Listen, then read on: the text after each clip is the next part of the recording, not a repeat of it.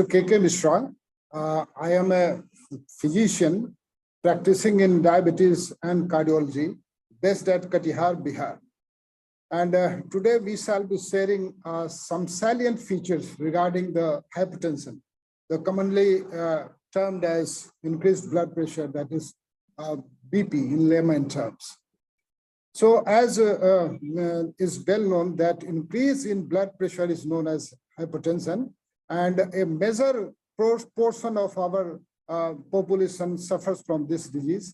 And this disease has been aptly designated as a silent killer, because in the early stages of this disease, this doesn't produce any signs and symptoms.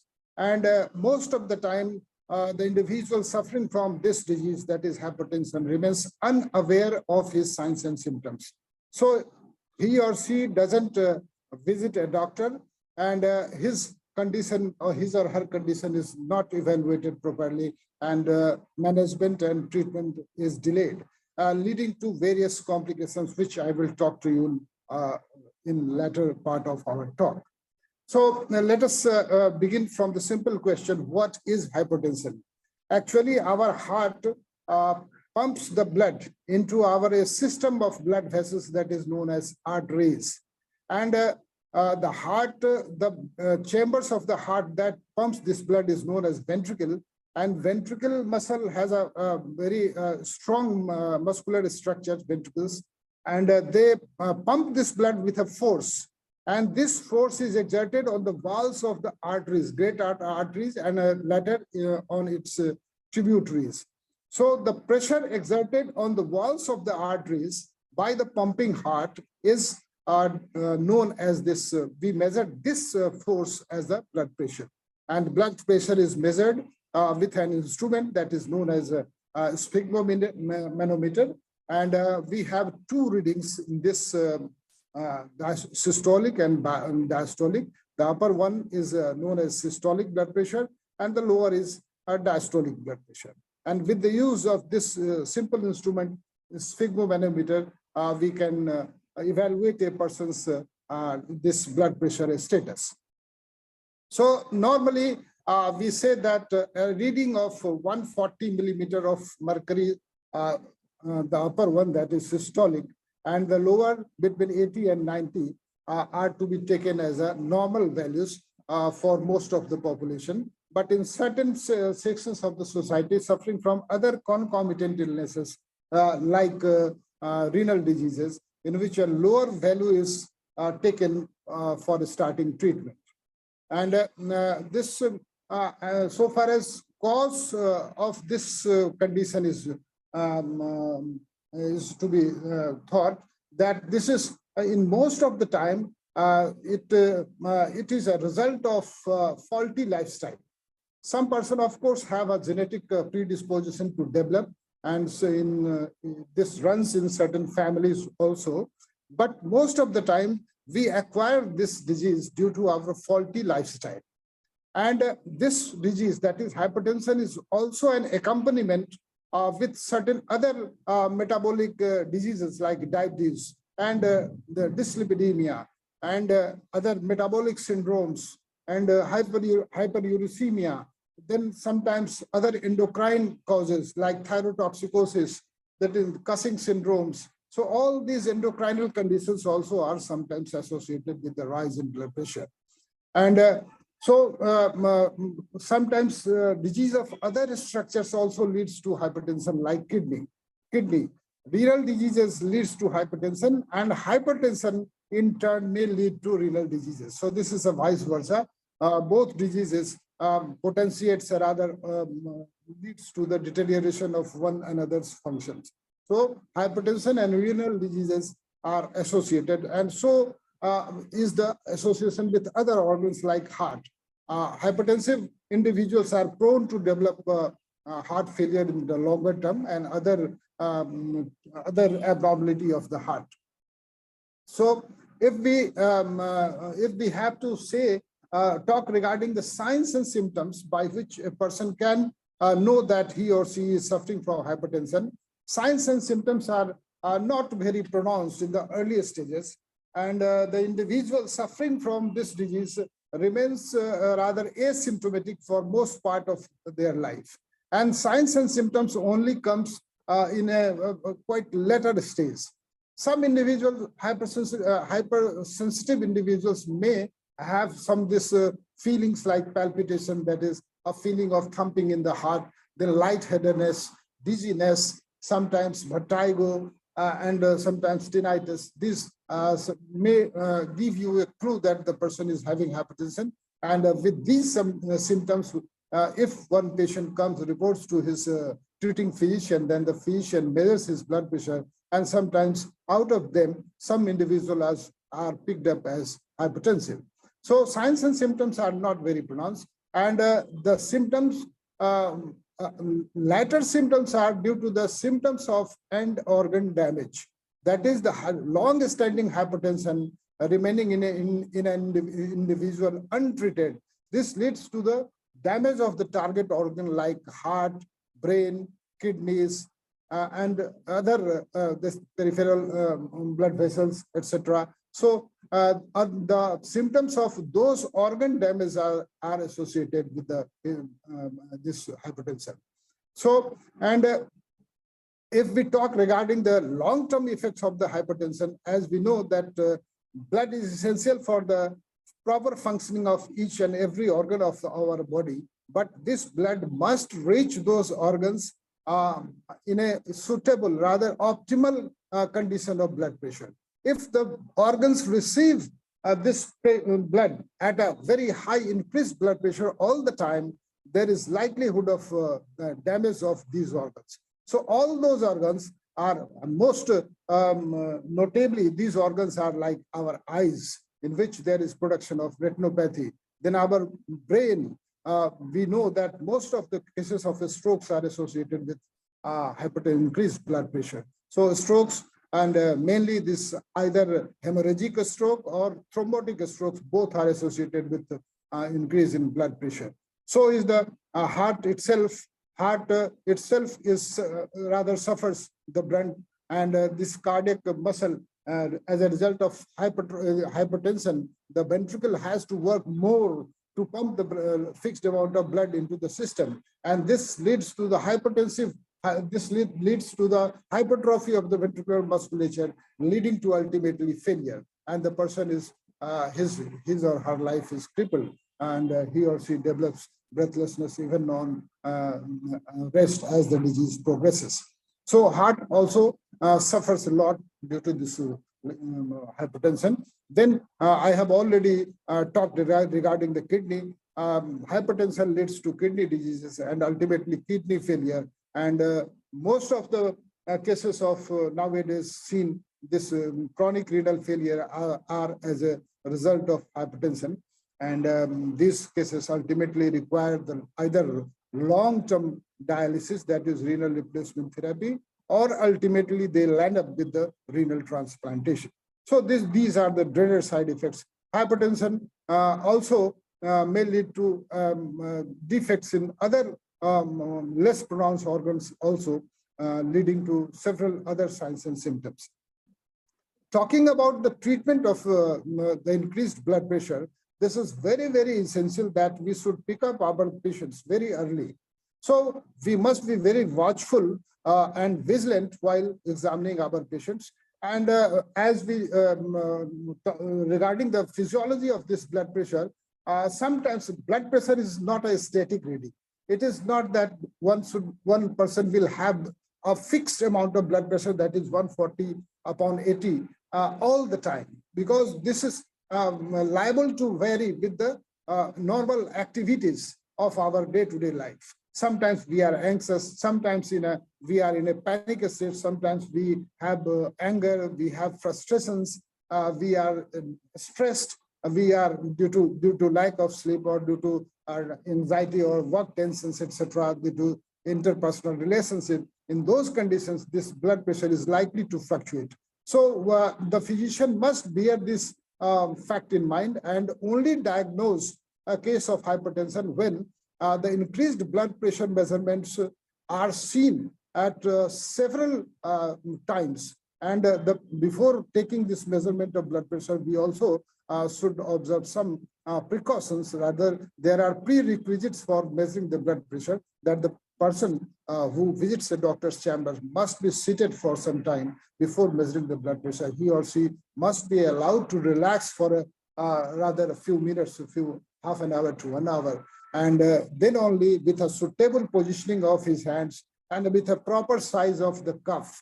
And measurement of blood pressure is also very tricky, and sometimes even a normotensive individual can have a reading of hypertension. So proper size of cuff, then proper positioning of the patient, prior de-stressing of the individual is very much essential to level a case of hypertension. And when we get the increased value at 2 or 3 or more visits, and all the time, if we find that the person is having increased blood pressure, then only we should level the patient as a hypertensive, and then we must start treatment. Treatment, of course, we have drugs to treat these conditions, and drugs are decided taking the total profile of the patient, his age, his sex, his other concomitant illnesses, all the other diseases that the person is suffering. They are also taken into the consideration while deciding a proper suitable treatment for the individual. And but before starting the drug treatment, we must give our patients some lifestyle modifications measures, because as I said earlier, this in most of the cases, hypertension is as a result of this faulty lifestyle. We rather invite ourselves, we invite this condition to develop in ourselves due to our faulty lifestyle.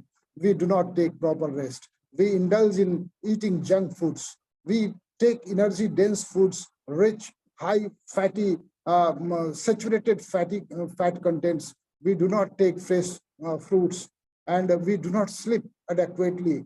And we are all the time stressed. There is competition everywhere in our workplace, in our academic performance, the peer pressure in children itself. So we are also getting very young hypertensive in our country, and this is true in most of the Asian countries also. And we have a good large number of young hypertensive, which is a very rather alarming situation.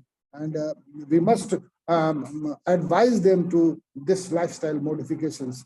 And advising regarding the lifestyle modifications, proper meal and diet is essential, and we must advise the person to take at least fruits, and fruits that contain very high level of potassium. They are recommended, and at least 2 to 3 portions of such fruits must be taken daily. And those foods which have high sodium content, as we know that increased amount of sodium intake leads to hypertension. So sodium intake must be reduced, and we should avoid those diets which contain excess salt, like this salt pickles and other refreshment type prepared packaged foods which contains high, and other junk foods like pizza, burger. They are also containing very high fat and high sodium contents. So those foods should be avoided. And then comes exercise. Exercise is very important. Nowadays, most of the lifestyle related illnesses, not only the hypertension, but diabetes, dyslipidemia, then coronary artery diseases, and the stroke, they all are due to the lack of this exercise. We are eating a lot, we are eating energy dense foods, and we are not exercising at all. So this is rather the major cause for worry, and we must advise our patients to indulge in regular physical activity, at least 30 to 40 minutes of brisk walk early in the morning. That will do. But before giving a prescription for exercise, we must rather exercise some caution that we must not allow those individuals to indulge in very strenuous exercises, because lately you also might have heard the recent spurt of death of very young individuals while doing strenuous exercises at the gym or on the treadmill itself. So we must not allow them to undertake very rigorous exercise. Rather, exercise should be gradual, and we should advise them as a step-up approach of exercise. They must start from a briefer duration and brief, rather leisurely walk first. Then, when his or her body is conditioned, then only he or she can take more strenuous exercises. And most of the walking is the best, and some aerobic exercises can be advised. And if a person is emaciated and has a muscle loss, then he or she can be allowed to have some weight bearing exercises, but this should be under supervision. And stress, as I talked earlier, stress is also a very, very contributing factor. Due to all the time person remains in stress and anxiety, this leads to a rather very heightened sympathetic activity inside our body, which leads to vascular contraction and leading to this hypertension. So we must allow our patients to de-stress himself with whatever hobbies that is giving him peace of mind. He or she must indulge in those activities. And likewise, some person is rather habituated to listen or find pleasure in listening music, then he should be allowed to do music. They must spend some time in the company of the friends and some other recreational activities like gardening, going for a walk together, all together. So these are some de-stressing techniques that works while advising this de-stressing. And regular monitoring of blood pressure is also important. It is not that once you have been examined a case of hypertension and your doctor has advised some pills, and you will continue to take those pill without supervision for indefinite period of time. So this is not like that. You must visit your physician regularly, get your blood pressure checked, and your physician will also keep a watch on the progression of your disease and whether there is damage of any other target organs or not.